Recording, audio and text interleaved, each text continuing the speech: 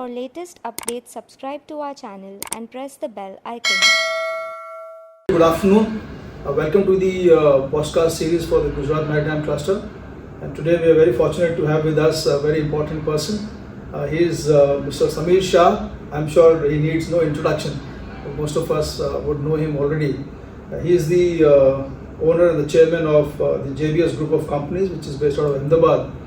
And I should not fall short of his introduction, so I will request Mr. Shah to kindly introduce himself and also tell us that what kind of activities he is doing for the in the maritime sector. Namaste and thank you for having me. It's always a pleasure to meet people like him. He's been very kind always. Very briefly to introduce myself, I am a second generation logistician. So I was born into a family of logisticians, which helped me a lot. While we are known to be an Ahmedabad company, we are technically a Mumbai based company. But I've been in Ahmedabad most of my working life. We are custom brokers, we are IATA accredited agents, we are multimodal transport operators. So all the traditional modes of transport as far as international business is concerned, we handle that. I have always believed in the concept of co-opetition, and that is that when there are multiple players in the same segment, the segment benefits, it does well. So I've always encouraged other people to come into this line and make careers over here. So it has helped me reach the level of being the national president of the custom brokers in India, and I do hope in the future I will also be the national president of the IATA accredited agents, which also makes me an elected international vice chairman of an international organization of forwarders called FIATA, where we interact with World Customs Organization. So we are debating and talking about things that are going to happen in the near future, in the medium future, and in the long future. So that is what it is. I try to keep myself busy with a lot of policy initiatives, very interesting work to do. So that's what it is. So that's why I said, it's we are very fortunate to have you here, Mr. Shah, because maybe I can then say that you are the master of logistics, supply chain, and basically integrated logistics in that sense. So to begin with, I'm sure you have actually being a second generation logistician and having spent like long years, almost 30 years plus in your 42. career. 42. That's amazing, really. So all this while, what has been your experience? Because Maritime Cluster also, we are a new entity. We are also trying to figure out that when it goes to the logistics, where is the bottlenecks and what are the challenges that we are facing? And how do you think internationally these challenges are being met, and what kind of things that can be done in India or that we can bring down, like we're talking about ease of doing business, the cost of logistics. So how can we become more efficient and bring down these costs, and so that the logistics can have more efficient working? See, I have worked in what we like to call EXIM logistics in India. In India, logistics was recently divided into 12 verticals, and I was part of the Logistics Sector Skill Committee at that point in time. So we divided logistics in India into 12 verticals. I am not working in all the 12. I am working in EXIM logistics, I am working in air cargo, I am working in transportation, a little bit on warehousing, and a little bit on terminals and ICTs. But then there are many other verticals of logistics where I am not working. My primary work remains across international borders. So I am very much involved in anything that has to be moved across international borders. And my experience over the last 40 odd years has been that the basic principles of movement across borders, which is sovereignty, safety, security, transparency and compliance, they have not changed. It's only the manner in which they are being implemented is undergoing a lot of change, and it is rather sad that world over regulators have to impose this onto the exporters and the importers, whereas this should have come proactively from their side, that I have to follow the regulations, I have to comply with whatever is the law, whether it's inconvenient to me or it's not inconvenient to me. This is established systems, established law. The recent few years has made it a bit easy because of so much amount of digitization. And one of the good things about digitization is that there isn't room for discretion. There's only room for 100% compliance. So as long as you are correct, your cargoes are going to move. And if you are not correct, they are going to get stopped.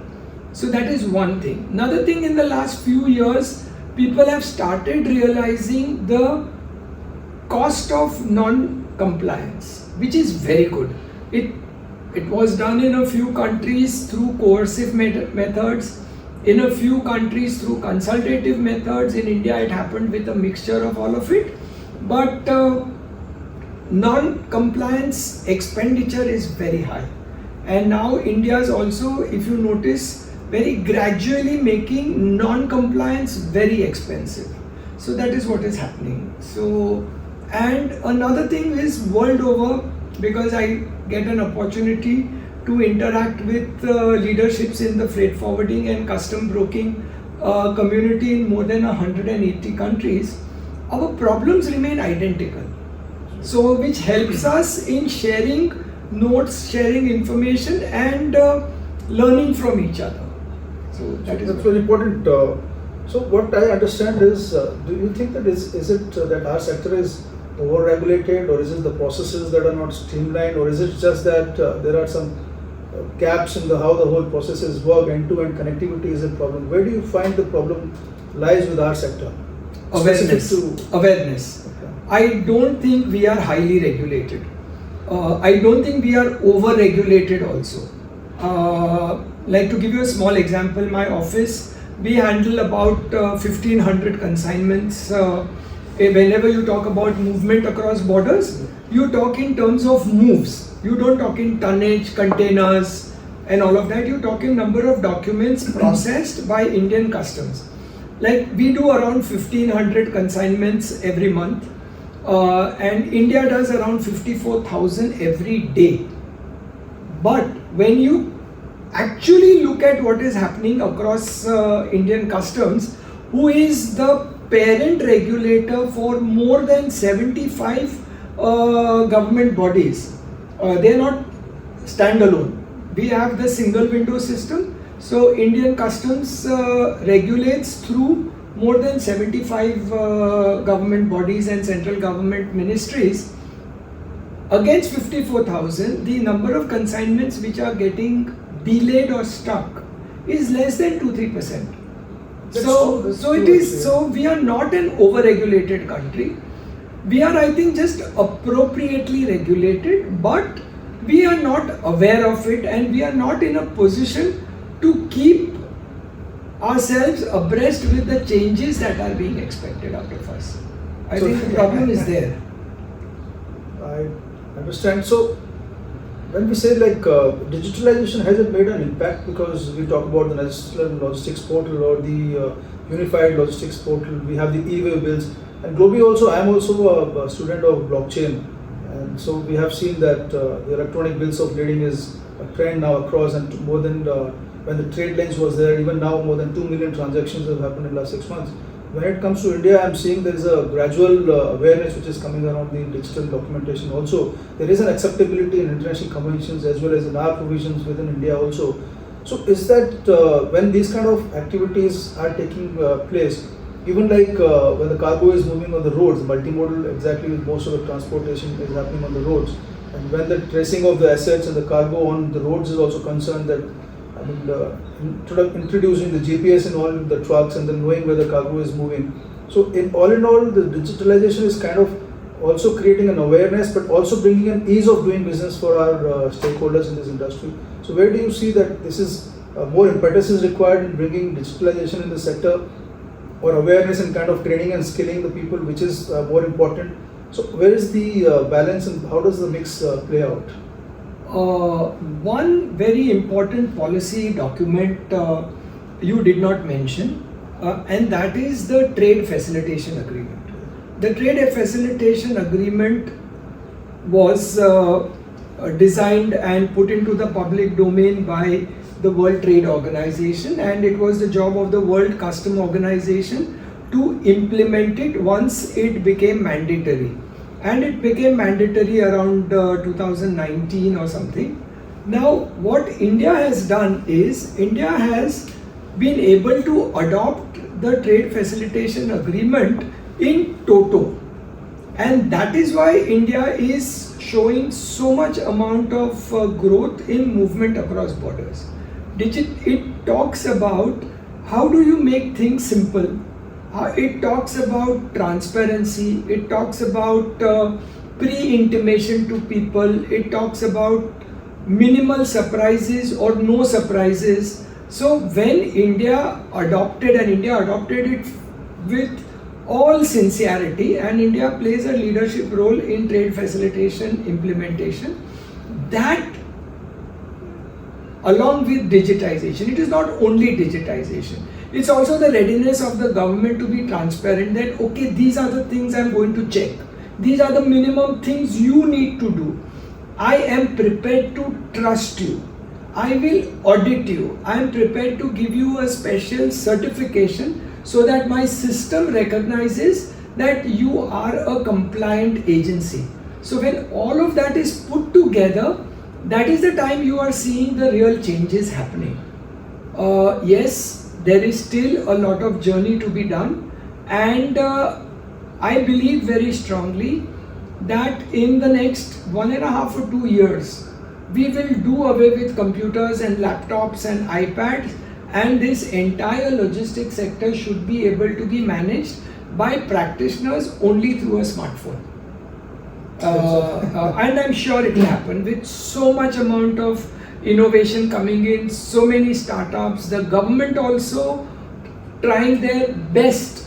Yeah, we are having hiccups. See, everything is not rosy. We are having problems with what is called Ice Gate. We are having problems with the GST portal. All that is there. But I think it's just a period in the middle when we will do very well in a few years' time. Well, absolutely, I agree with that point, and I would not say that it's a, long cast. In fact, this is future cast is pretty realistic. Everything to be managed, all logistics related activities should be able to manage from the phone itself. And it will happen that way. It will happen that way. And then when we talk about awareness and then people being up to speed with the policies, with the requirements and compliances, and in fact we have been speaking a lot of times and understand that you also feel that there is a requirement to bring to speed our stakeholders as to what the various policies are, how do they really work, what are the compliances required at the ports, compliances required in the complete logistics connectivity sector also. So we are also working on a skilling and an internship program with multinational universities and international participation also. We also feel when we speak to the industry that there is a lack in the employability of our people who are coming out of universities and colleges. And you are actually leading the path by with your initiatives for training and skilling programs. So where do you think, how important these skilling programs are, and how is the whole ecosystem evolving with respect to that? I'm sure that's very favorite thing of yours. More than it being my favorite, I think we must recognize that the biggest problem in the logistic industry today is finding people. Not finding the right people, but finding people, which comes much earlier than finding the right people.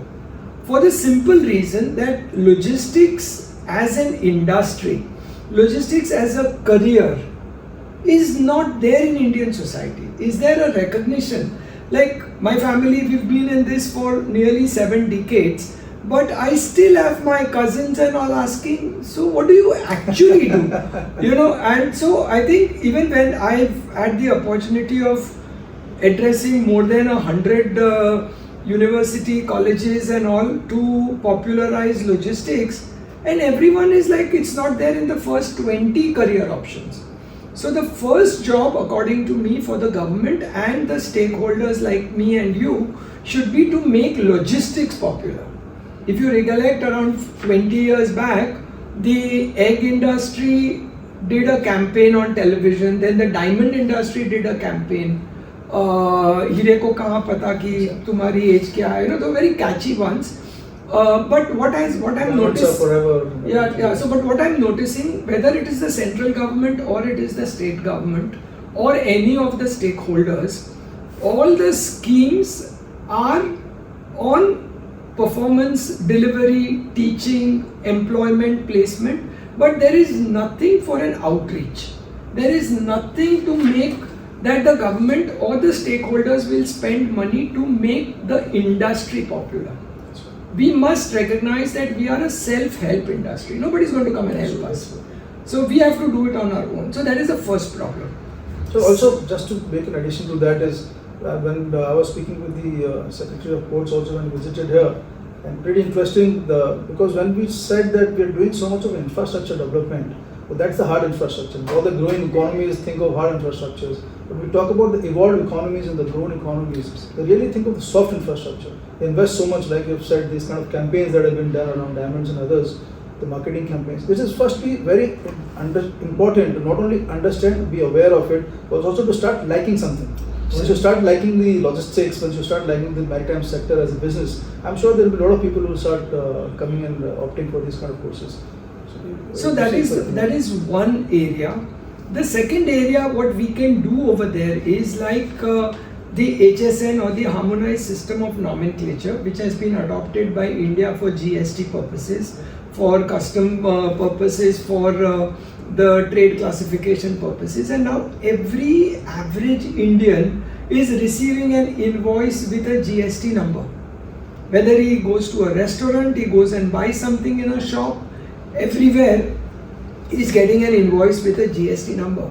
I was very surprised in the mid-80s when I learned that HSN was taught in Austria in the schools.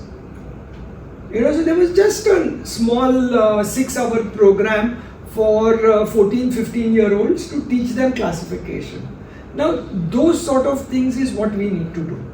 Start making people understand that this is what it is. Another thing is, there's so much concentration on MBAs, higher education and all.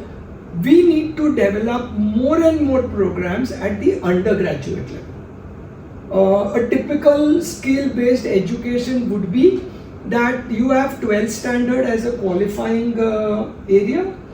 He does 1 year, he gets a certificate. He does 2 years, he gets a diploma. He does 3 years, he gets a degree. Which means the student can come in and go out at any point in time. That's what the new education policy also. That is what the policy says, but we haven't been able to adopt it. We haven't been able. Gujarat did try through the Kaushalya Skill University, but because of the numbers of people showing interest, it has been put a little bit on the slow track. But we will have to recognize this, that logistics is not postgraduate or MBA degrees. Logistics is undergraduate, and the more the number of people whom we have who would be undergraduates working for the logistics sector with skilled education, it will be better for us. And lastly, I would appeal to all the large infrastructure service providers like the ports, the air cargo terminals, the multimodal logistic parks, everyone, that you have invested hundreds of crores of rupees in building infrastructure. If it is not going to work as a well-oiled machinery, it's not going to give you your returns. And for you to run a well-oiled machinery, your stakeholders need to be capable.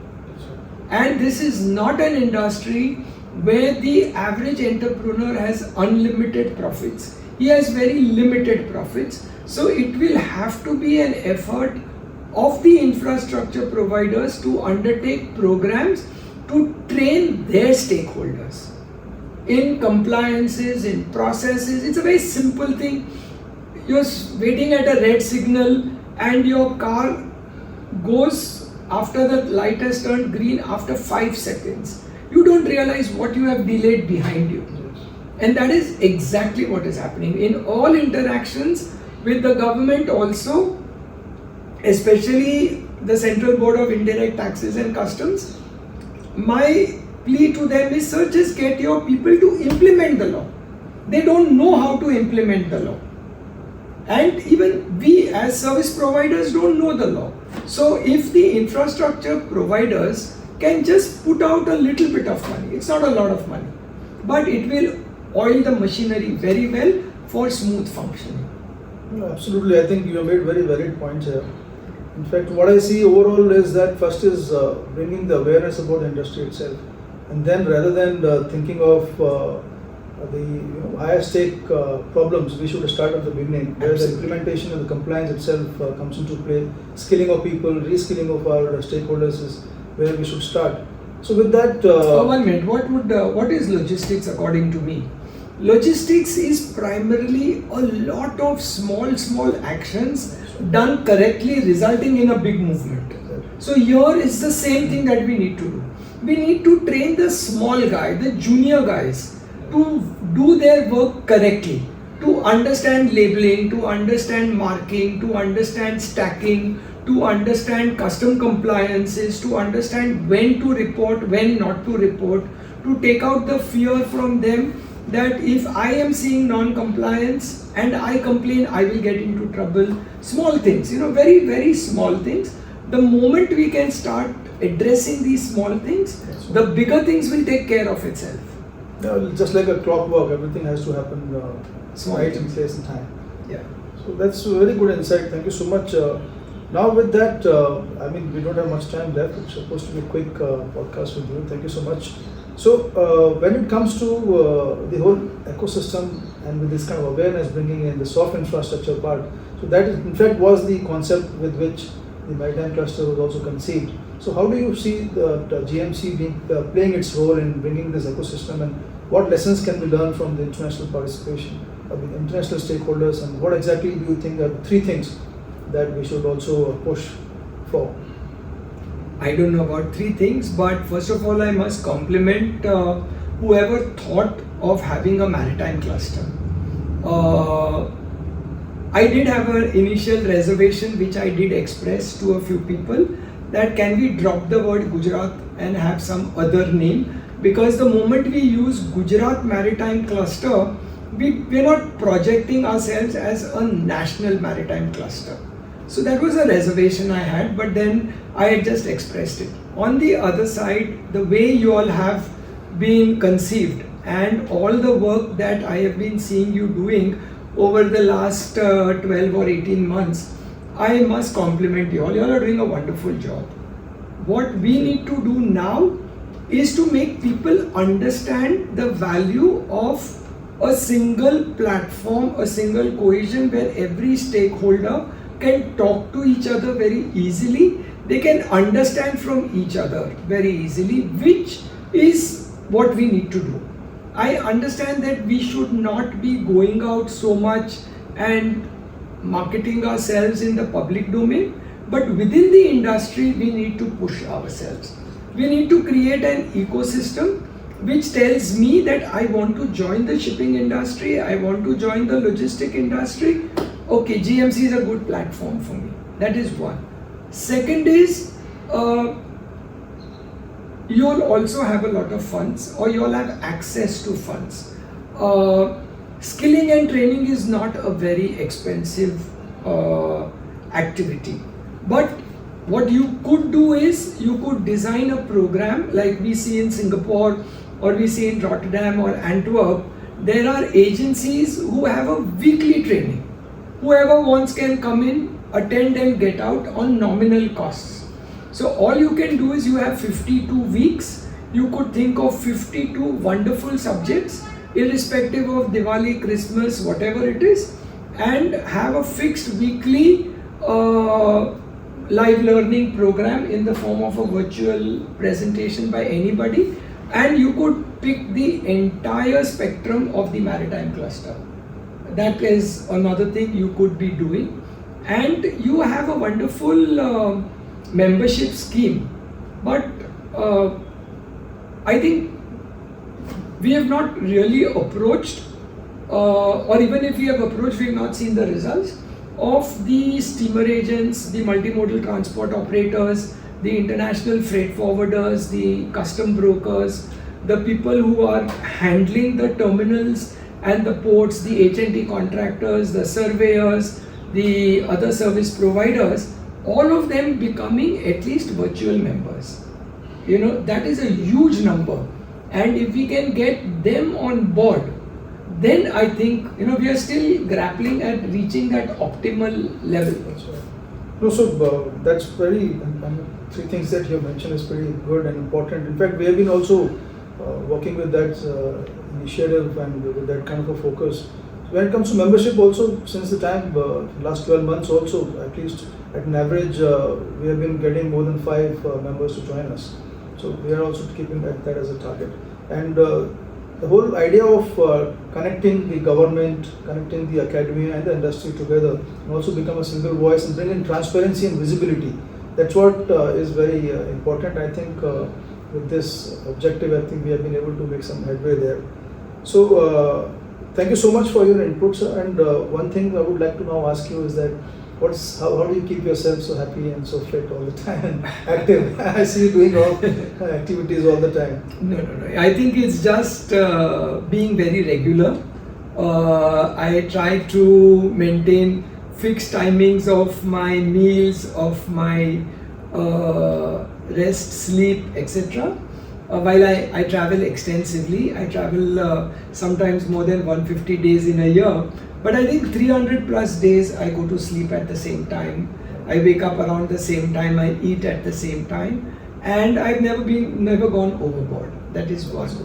And another is I've always found a lot of pleasure in small things. So I've never had to search for pleasure. You know, to sit and chat with somebody, to talk to a stranger, to do all those small things gives me a lot of pleasure. That's what they say also. You know. It should not be a pursuit of happiness. It should be only happiness. Yes. I've never had.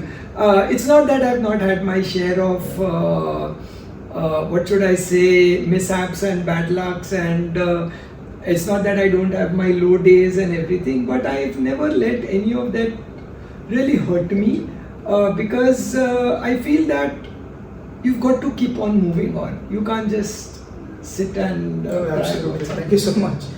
So thank you so much. We have had an interaction with Mr. Samir Shah, the chairman of GBS Group of Companies. It's been very insightful interaction in the whole spectrum of the maritime industry we have been able to speak with. And also we have got some important outlook on the perspectives how the logistic industry is working, and also for the cluster that how we need to put our act and the focus together and move ahead with that. And also the insight into how to keep yourself happy and fit all the time. I hope we had good learnings from here, and thank you so much, Mr. Shah, for being here. Thank it's always you a pleasure again. to have you on board. For detailed learning of all logistics subjects, visit www.logiveda.com.